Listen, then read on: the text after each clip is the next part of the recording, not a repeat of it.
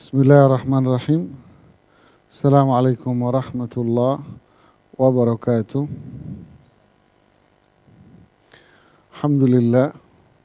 Alhamdulillahi ala ihsani. Wa syukru ala tauhidihi. Wa syukru ala ni'amihi wa amtinanih.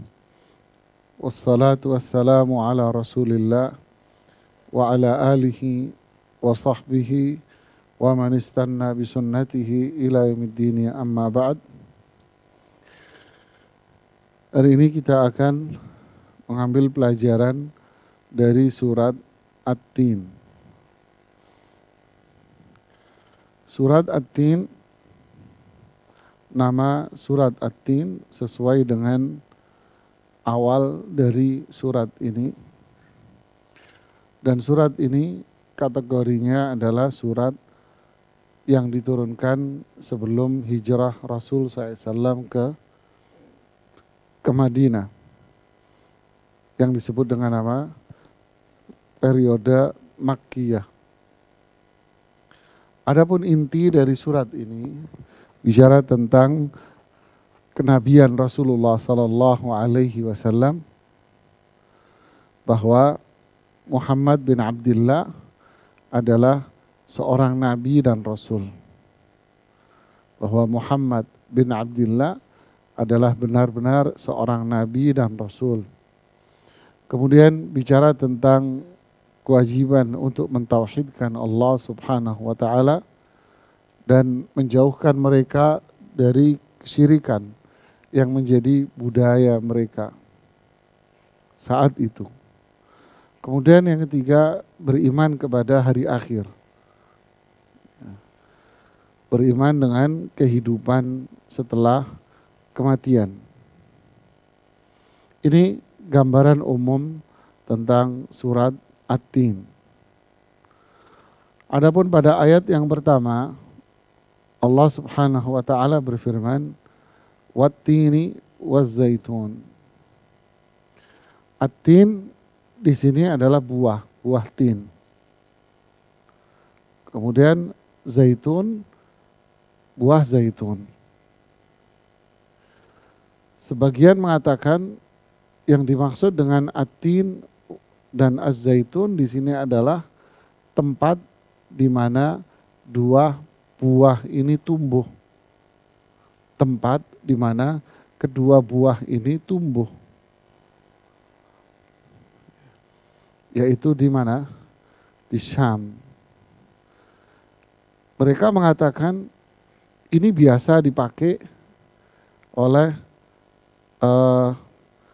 orang-orang Arab dalam komunikasi mereka. Orang Arab terdahulu tentunya. Mereka suka mengatakan si fulan datang dari anggur. Apa maksudnya? Si fulan datang dari anggur gitu. Ini bahasa Arab dulu. Maksudnya apa? Si fulan datang dari daerah penghasil anggur gitu maksudnya. Nah, itu suka dipakai bahas kalimat ini oleh mereka. Sehingga sebagian para ulama tafsir seperti Syekhul Islam Ibnu Taimiyah, Ibnu Qayyim rahimahumullah mengatakan yang dimaksud wat-tini waz-zaitun adalah penghasil daerah penghasil tin dan zaitun.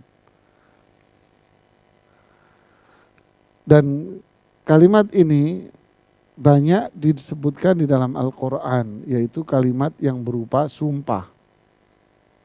Wat-tini ini artinya sumpah.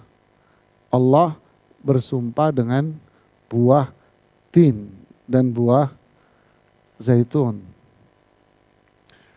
Huruf waw itu sumpah. Seperti kita mengatakan kalimat sumpah, wallahi. Itu sumpah. Tapi di sini sumpah dengan makhluk. Karena At-Tin dan zaitun itu kan makhluk. Pertanyaannya, apakah boleh bersumpah atas nama makhluk? Jawabannya tentu tidak boleh. Bahkan itu kategorinya sebagai syirik. Ya. Kenapa bisa demikian? Karena sumpah itu maknanya adalah pengagungan. Ketika kita sumpah dengan sesuatu, berarti kita mengagungkan itu. Lalu, kenapa di Al-Quran kok banyak sumpah-sumpah kepada makhluk? Jawabannya, siapa yang bersumpah di sini? Allah. Allah bersumpah dengan makhluknya. Berarti, ya boleh karena Allah yang bersumpah. Allah berfirman, la yus'alu amma yaf'al. Wahum yus'alun. Tidak boleh kita mempertanyakan apa yang diperbuat oleh Allah. Tapi kita yang akan ditanya nanti pada hari kiamat. Lalu apa tujuan Allah bersumpah dengan makhluknya? Tentu ingin memberikan penjelasan secara tidak langsung bahwa objek sumpah ini adalah makhluk Allah yang bernilai, yang luar biasa nilainya. Adapun kita sesama manusia tidak boleh bersumpah dengan sesama manusia. Seperti yang sering kita dengar, demi ibuku. Sumpah itu kan kalau diterjemahinnya begitu. Demi ibuku, demi ayahku, ya, demi Ka'bah. Tidak boleh. Itu perbuatan syirik kepada Allah. Berarti kita melakukan pengagungan dengan sesama manusia. Dan juga berarti kita memposisikan manusia itu setara dengan Allah. Jadi kita kalau mau bersumpah, bersumpahlah atas nama Allah. Faman kana halifan falyahlif billah. Siapa yang ingin sumpah, sumpah atas nama Allah Subhanahu wa ta'ala. Karena memang pengagungan itu hanya ditujukan kepada Allah. Dan yang maha agung, yang maha mulia itu hanyalah Allah Subhanahu wa ta'ala. Nah, di sini wattini wazzaitun. Allah bersumpah atas nama dua buah. Atau kita gabungkan dengan penjelasan dari Ibnu Taimiyah dan Ibnu Qayyim bahwa tin wazzaitun ini adalah tempat di mana tin dan zaitun ini tumbuh. Berarti maknanya apa? Allah bersumpah dengan buah tin dan zaitun dan di situ memberikan isyarat akan tempat penghasil buah tin dan tempat penghasil buah zaitun. Oke, pertanyaan berikutnya, kenapa Allah bersumpah dengan ini semua? Para ulama menjelaskan, disitulah tempat Nabi Isa itu lahir dan hidup. Kejawab sudah. Ya, disitulah Nabi Isa alaihi salatu wassalam, di situ beliau hidup. Di situ beliau lahir. Lahir, hidup di sana, di daerah ini. Daerah Palestina. Ya, penghasil buah tin dan penghasil buah zaitun. Kemudian di ayat yang kedua, wa turi sinin. Ini juga sumpah sama dengan yang di atas. Tur itu nama gunung. Kalau di kita kan gunung-gunung ini ada namanya kan. Gunung Putri sini, Gunung Salak, gunung apa lagi kan gitu. Bromo, ada nama. Tur nama gunung. Sinin atau dengan nama lain Saina. Saina itu nama kota di mana gunung itu berada. Gunung Putri di Kabupaten Bogor ya. Ya, Kabupaten Bogor nama tempatnya. Sinin nama tempat di mana Tur itu berada. Nama aslinya Saina. Saina itu apa artinya? Saina itu tempat yang indah, hijau, banyak buah-buahan di sana. Itu namanya Saina. Ya. Waturi sinin. Ya. Wa turi sinin, gunung Tur dan tempatnya namanya Sinin. Pertanyaan lagi, kenapa Allah bersumpah dengan gunung dan tempat namanya Sinin? Kenapa? Disinilah Nabi Musa itu berbicara dengan Allah. Ya, disinilah Nabi Musa itu bicara dengan Allah. Seperti di surat Maryam ayat 52. Wa nadainahu min janibit turil aymani wa qarrabnahu najiya. Dan kami, kata Allah, memanggil dia, yaitu Nabi Musa alaihi salatu wassalam, min janibit turil aymani, dari sisi kanan gunung Tur, yaitu di tempat desanya namanya Saina atau Sinin. Wa qarrabnahu najiya, dan kami dekatkan dia, yaitu Musa denganku. Jadi disitulah Nabi Musa berbicara dengan Allah subhanahu wa ta'ala.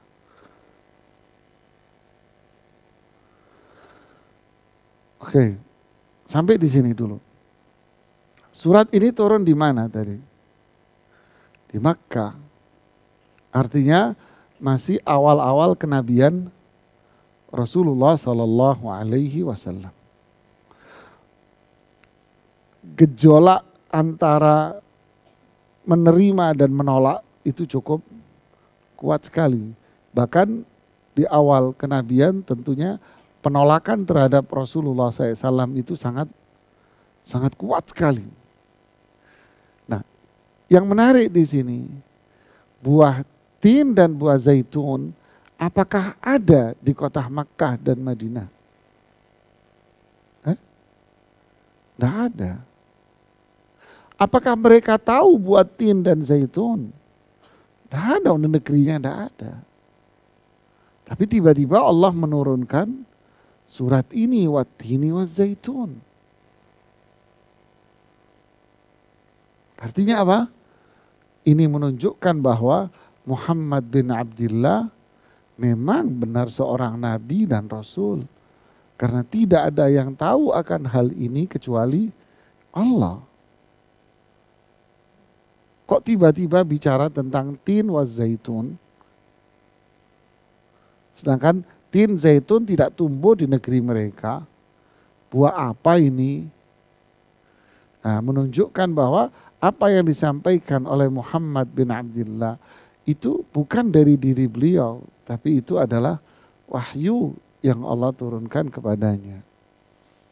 Kemudian memberikan isyarat bahwa kenapa kau bicara itu? Karena itu tempat di mana Isa alaihi salatu wassalam lahir dan tumbuh dewasa di situ.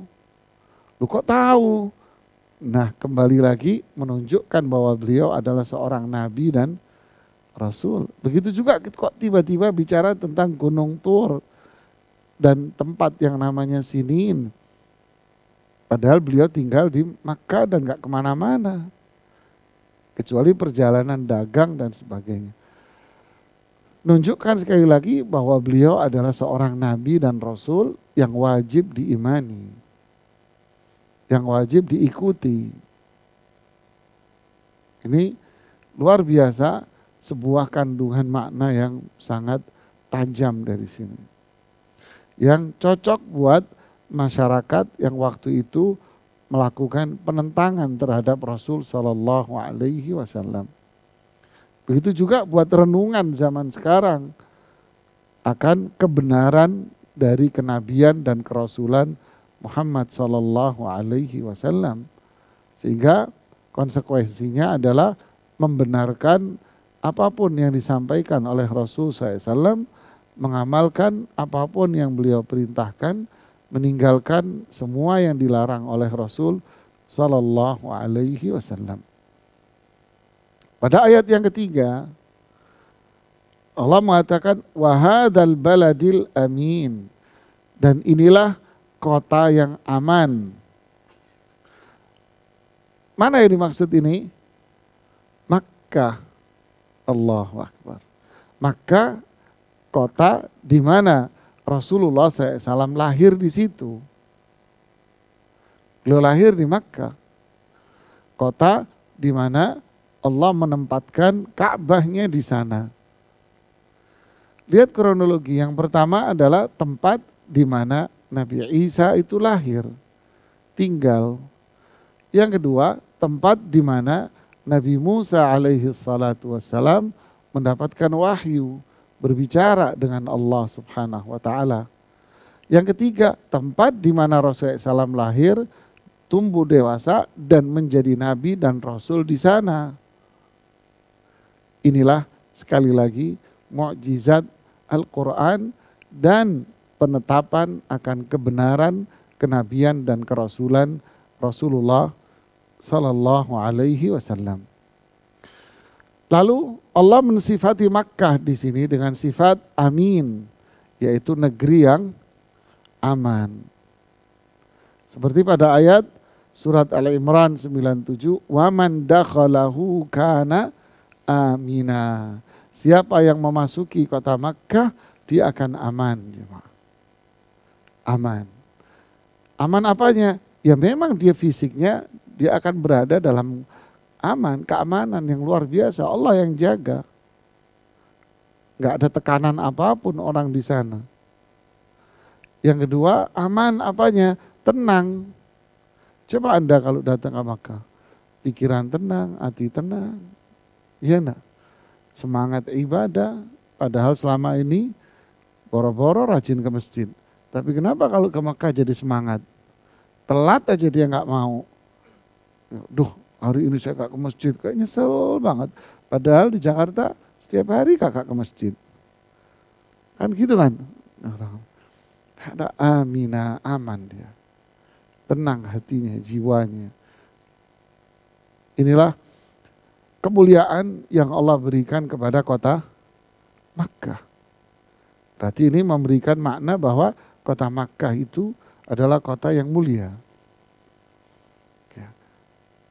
Kota yang mulia, tenang, tentram.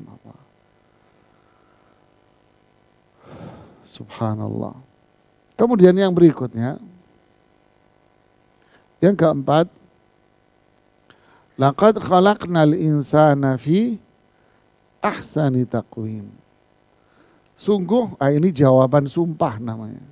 Sungguh kami telah menciptakan manusia dalam bentuk yang sempurna. Jadi setelah sumpah, inilah kesempurnaan kalimatnya. Karena sumpah itu kan mesti ada penyempurna kalimatnya.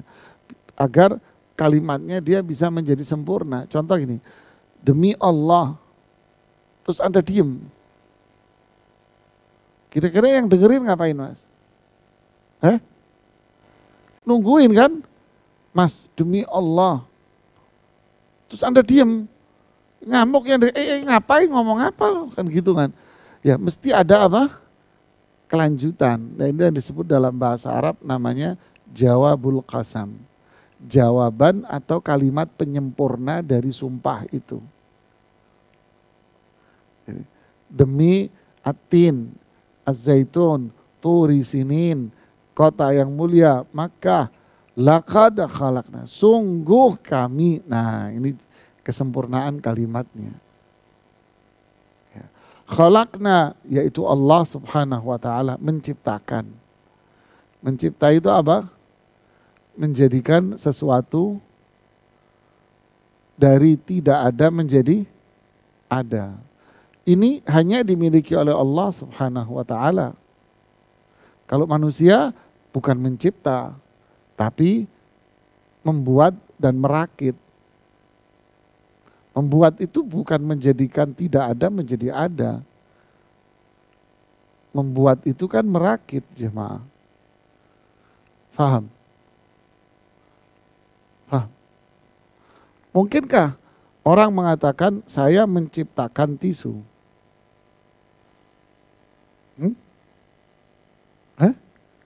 Tidak.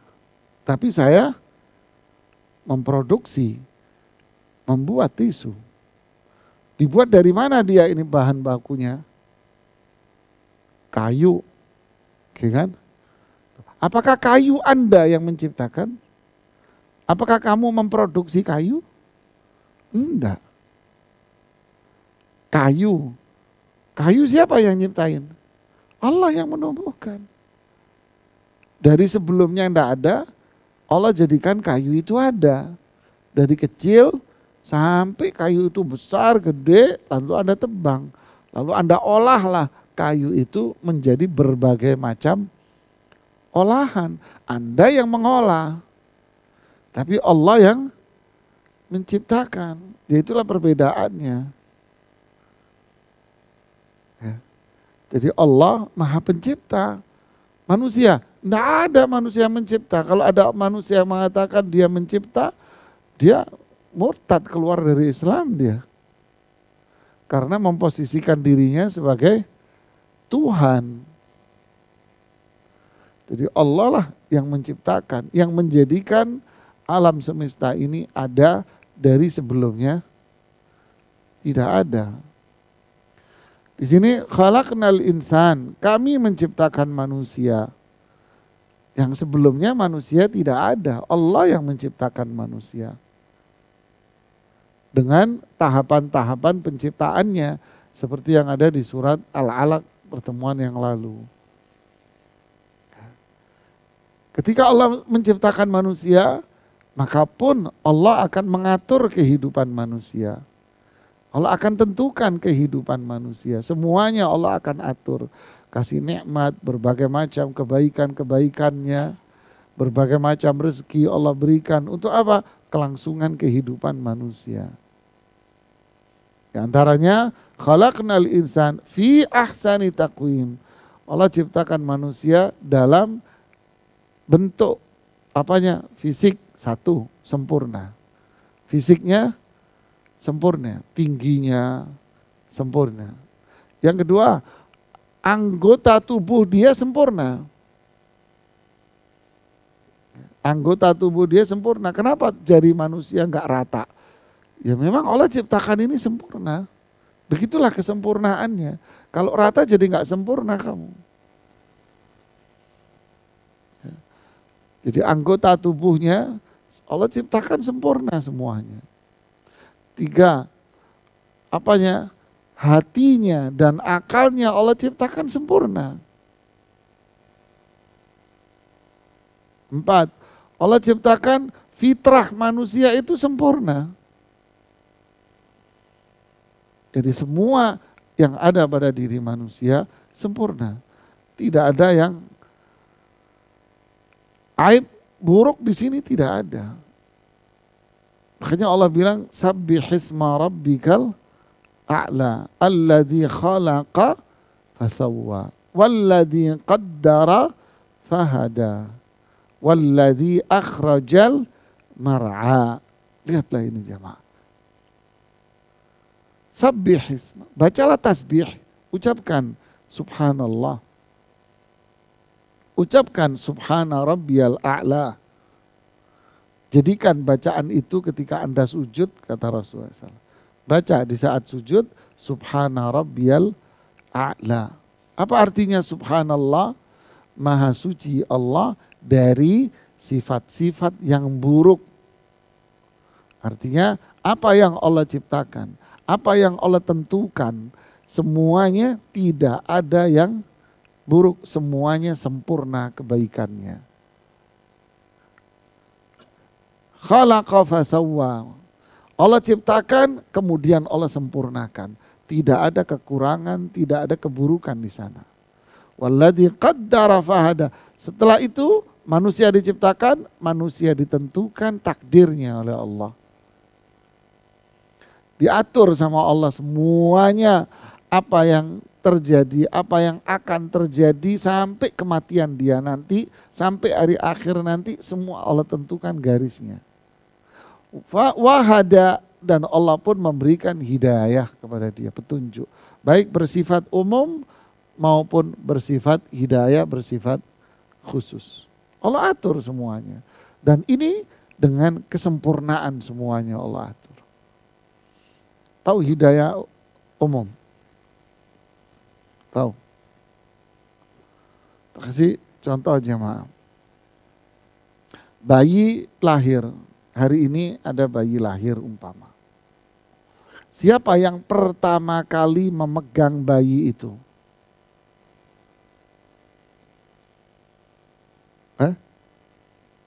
Ibunya? Dokter lah. Dokter ya. Yang pertama kali megang bayi ini siapa? Dokter, dia yang ngeluarin kok. Habis dokter megang, digendong sama dokter apa ditunggingin lah, diapain lah sesuai dengan standarnya. Habis itu diserahkan ke siapa? Yang kedua memegang siapa? Susternya. Diapain? Dimandiin, dibersihin, diiniin, dipakein baju dan sebagainya. Ya kan? Tapi dia masih menangis ini. Yang ketiga diserahkan kepada ibu yang tergulai lemah ini. Baru tuh bayi diem. Pertanyaannya, kok tahu kalau ini emaknya? Kok tahu? Logikanya harusnya yang emaknya, yang dianggap emaknya yang mana? Dokter, dia yang pertama kali megang kok. Paham jemaah? Ini enggak. Dia tahu kalau ini bukan mak saya. Suster, bukan. Mak saya yang ini, yang tidur ini, lemah ini. Satu. Yang kedua, lapar dia. Mau minum susu. Pertanyaannya, kok enggak keliru, enggak hidungnya itu yang diisep tuh sama bayi. Kenapa kok tahu dia, oh ini tempat saya minum, tempat saya makan, di sini. Kemudian dia tahu cara ngisepnya lagi jamaah. Pabrik belajar sama nih bayi. Benar tidak?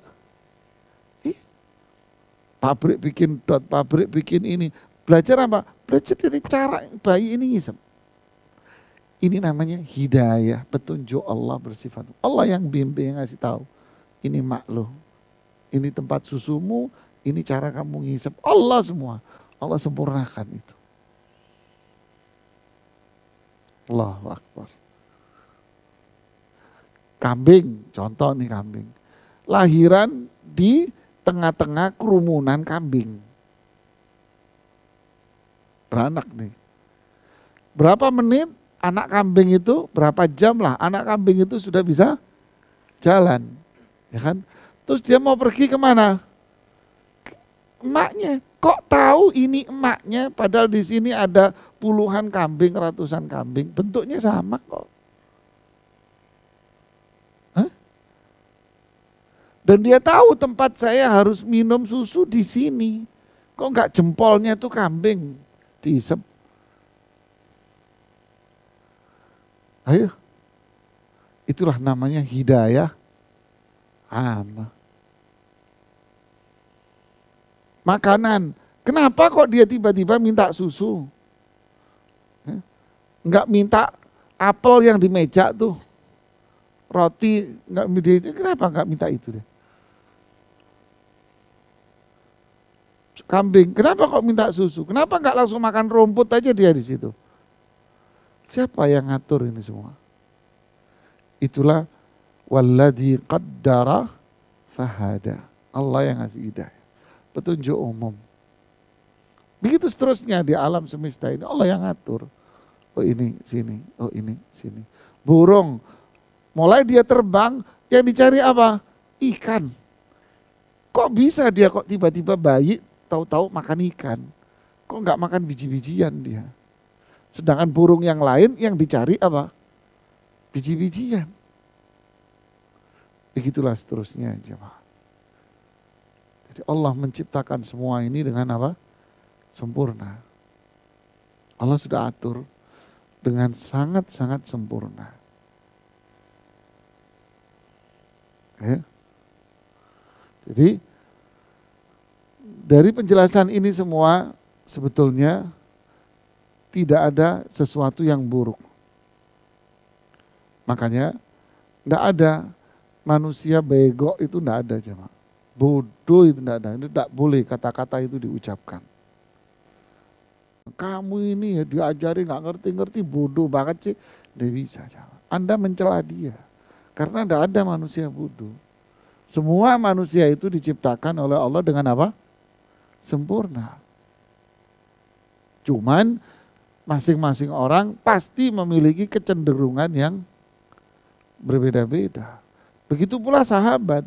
Sahabat pun memiliki kecenderungan yang berbeda-beda. Ada sahabat yang kecenderungannya kemana? Intelektual. Ngapalin Quran, ngapalin hadis, duduk. Abdullah bin Mas'ud, Abdullah bin Abbas, Abu Hurairah, Abdullah bin Umar. Dia kecenderungannya di situ. Ada sahabat yang kecenderungannya apa? Perang, ngatur negara. Abu Bakar Siddiq, Umar bin Khattab, Utsman bin Affan, Ali bin Abi Thalib. Kecenderungannya apa? Ngatur negara, ekspansi, dakwah, bikin strategi perang. Khalid bin Walid bilang, saya ini jarang ngaji Quran. Kenapa? Karena jihadlah yang membuat saya ini jarang ngaji. Sama, kita kan gitu kan? Kita juga jarang ngaji sama jamaah. Gara-gara medsos. Ya,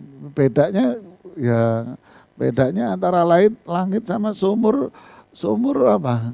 Sumur minyak.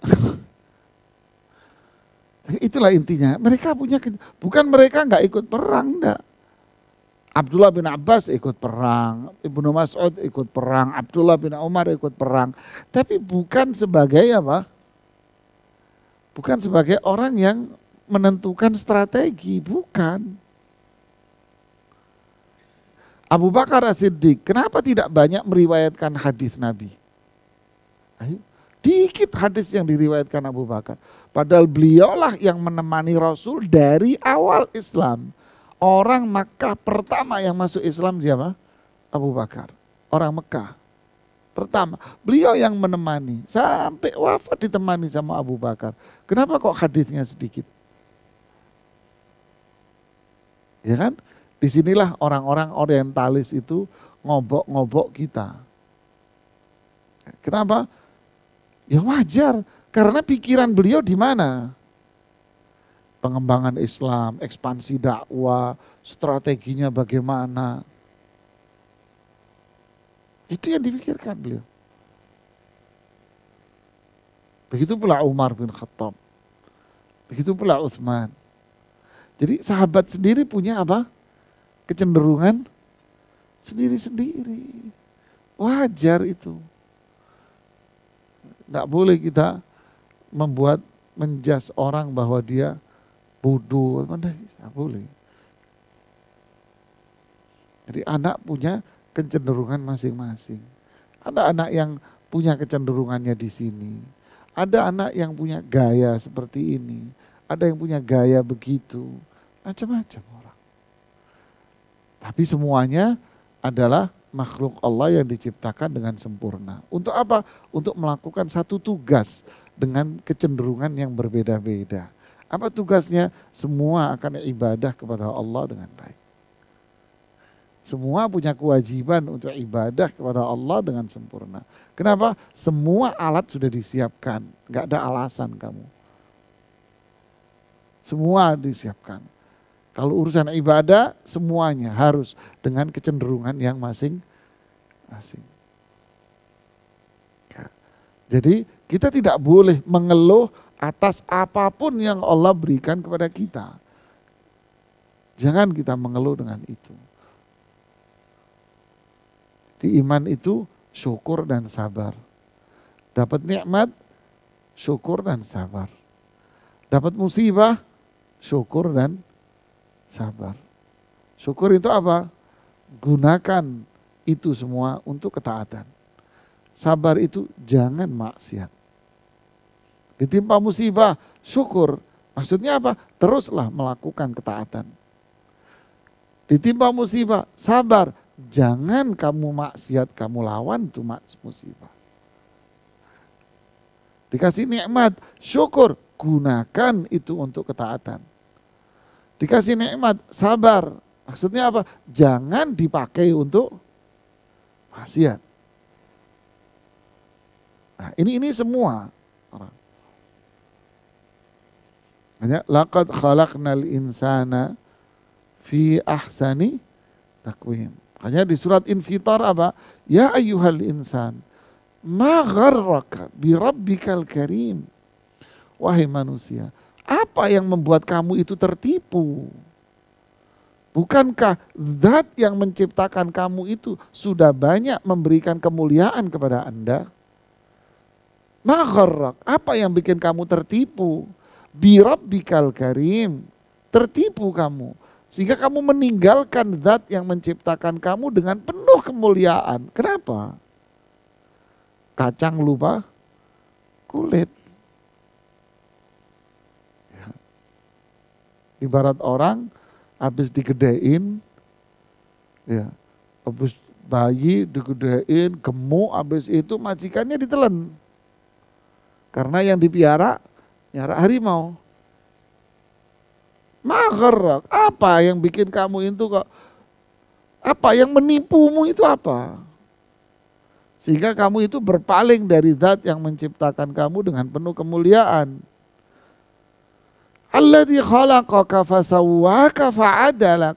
Bukankah zat ini yang menciptakan kamu?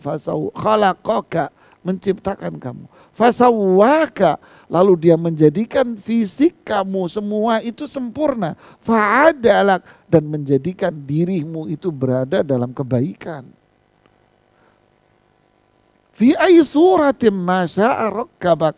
Allah itu menciptakan kamu dalam bentuk surah yang berbeda-beda. Coba bayangin jemaah, berapa juta penduduk di dunia, mukanya beda-beda. Kalau Anda pengen tahu, coba berangkat haji sana. 2 juta orang ngumpul di satu tempat, mukanya lain-lain. Memang sih kadang-kadang sesekali kita nemu fulan, mirip fulan tuh, mirip.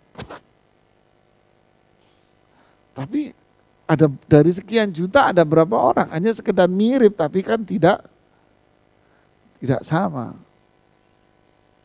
Nah saya naik lift, saya lihatin nih orang Tunis.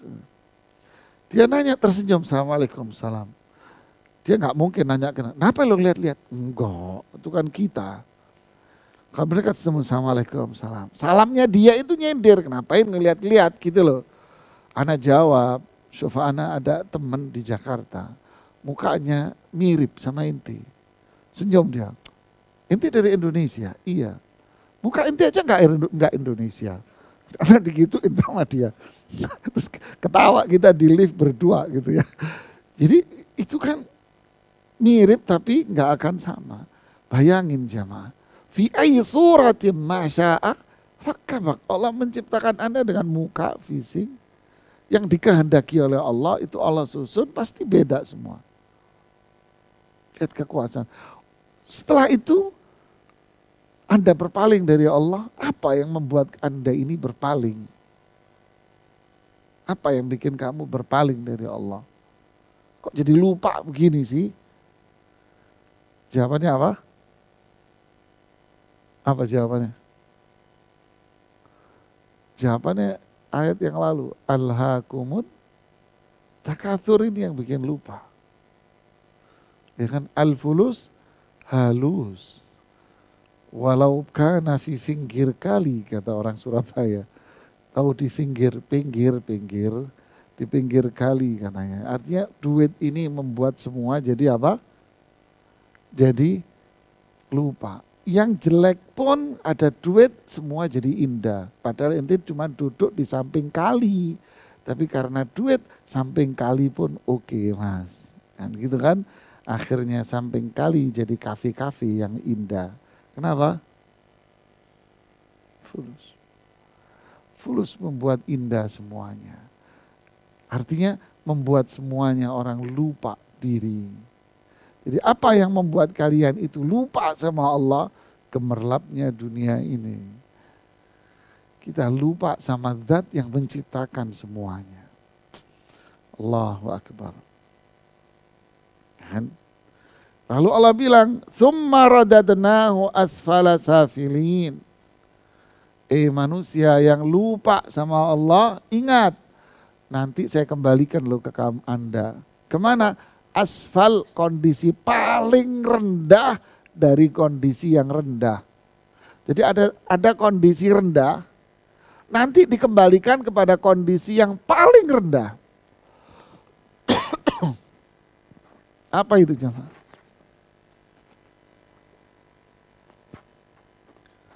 Apa itu? Macam-macam komentar para ahli tafsir ya. Ada yang mengatakan ada yang mengatakan kondisi yang paling rendah itu adalah neraka. Ingat, kalau kalian terus lupa sama zat yang menciptakan kalian dengan penuh kemuliaan, nanti kalian akan dikembalikan bukan di posisi yang mulia lagi, yang sempurna, tapi nanti akan dikembalikan di posisi yang terendah dari yang rendah. Apa itu? Neraka jahanam. Sadar itu. Ada yang mengatakan yang dimaksud dengan kondisi rendah, paling rendah ini adalah usia tua yang apa? Yang pikun. Ya. Tapi usia tua pikun di sini dibantah oleh Imam Muhammad Amin Syangqiti. Beliau mengatakan tidak semua orang pikun itu yang menunjukkan bahwa dia itu negatif, kata beliau. Ya. Atau usia tua maksudnya, tidak semua orang yang berasal dalam usia tua itu adalah orang yang akan berada dalam kehinaan. Tidak, kata Imam Syangqiti. Beliau terus bercerita, saya melihat dengan mata kepala saya, sebut nama di kitab tafsirnya, Fulan, Syekh Fulan bin Fulan, jam 1 lebih. Usia hampir 100, tapi beliau mengajar Al-Quran di Masjid Nabawi. Ini era dulu ya. Muridnya 10. Dengan usia hampir 100, beliau mampu mendengarkan bacaan Quran dari 10 muridnya yang dibaca secara bersamaan. Nggak paham ya? 10 orang nih. Ini baca surat ini baca surat berbeda, ini baca surat beda, ini baca surat beda. Dan mereka membaca dengan kiroat yang beda-beda. Kan kiroat itu ada 10 macam. Beda dengan baca kiroat yang berbeda-beda. Syekh ini tahu kesalahan masing-masing dan mampu mengoreksi kesalahan masing-masing. Dahsyat. Saya melihat sendiri dengan mata kepala saya. Ramadan tahun berapa itu lupa saya. Duduk seorang syekh, kebetulan saya di depannya. Duduk sambil biasa orang Arab kakinya kan diangkat. Bagi mereka kan itu biasa. Ya, kakinya diangkat begitu nyender di tiang beliau. Datang muridnya 3 orang. Saya di depannya persis. 3 orang ini membaca qiraat yang berbeda-beda. Ya, ini baca qiraat Hafiz yang kita baca, yang ini baca qiraat Khalaf, yang ini baca qiraat apa saya nggak paham. Saya sendiri nggak ngerti qiraat apa itu. Ini 3. Murid seniornya bilang, Syekh sebentar lagi maghrib, buka puasa.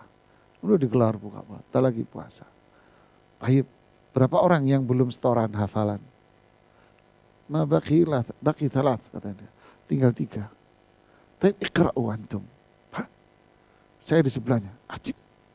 3-3-nya suruh baca. Dengan bacaan qiraat yang beda-beda. Dengan juz yang lain-lain. Allah, maju anak dengerin jamaah. Baca tuh 3-3-nya, syekhnya nunduk begini sambil kakinya diangkat. Ulangi yang inti ulangi. Ini salah, begini bacaan. Inti salah, inti yang salah. Merinding saya lihat, Allahu Akbar. Berarti benar yang dikisahkan oleh Syekh Muhammad Amin Syangqiti itu. Allahu Akbar. Anak diem, anak-anak. Kenapa Ustaz? Nanti aja tak ceritain. Anak menikmati ini dulu. Anak bilang. Sampai mau maghrib. Allahu Akbar. Anak bengong aja. Kecerdasannya kayak apa gitu ya. Luar biasa jemaah. Para ulama. Jadi, thumma radadnahu asfala. Apa yang membuat manusia itu berada dalam kondisi terendah dari yang rendah? Apa itu? Kekufuran dia. Ya kan? Kesyirikan dia. Kemaksiatan dia yang menjadikan dia itu akan rendah nanti. Hina dia. Ya. Bukan masalah usia. ayahanda dari Syekh Abdul Razak itu masih ngisi pengajian, sekarang sudah berhenti pensiun. Padahal usianya sudah hampir 100. Dibacain buta. Yang bacain ahli hadis. Tapi mampu mengoreksi nama-nama orang dari memorinya. Fulan itu Fulan bin Fulan lahir di sini, mati di sini. Itu yang disebutkan di riwayat sana namanya sama, tapi beda orang. Dipreteli sama beliau dengan memorinya. Itulah ulama. Allah jaga dengan sebab apa? Iman, amal saleh. Ya. Jadi penyebabnya adalah ya kufur, syirik, maksiat, rendah hina. Kita lanjutkan insya Allah di pertemuan berikutnya. Wallahu ta'ala a'lam bissawab. Subhanakallahumma bihamdik. Asyhadu an la ilaha illa anta astaghfiruka wa atubu ilaik. Assalamualaikum warahmatullahi wabarakatuh.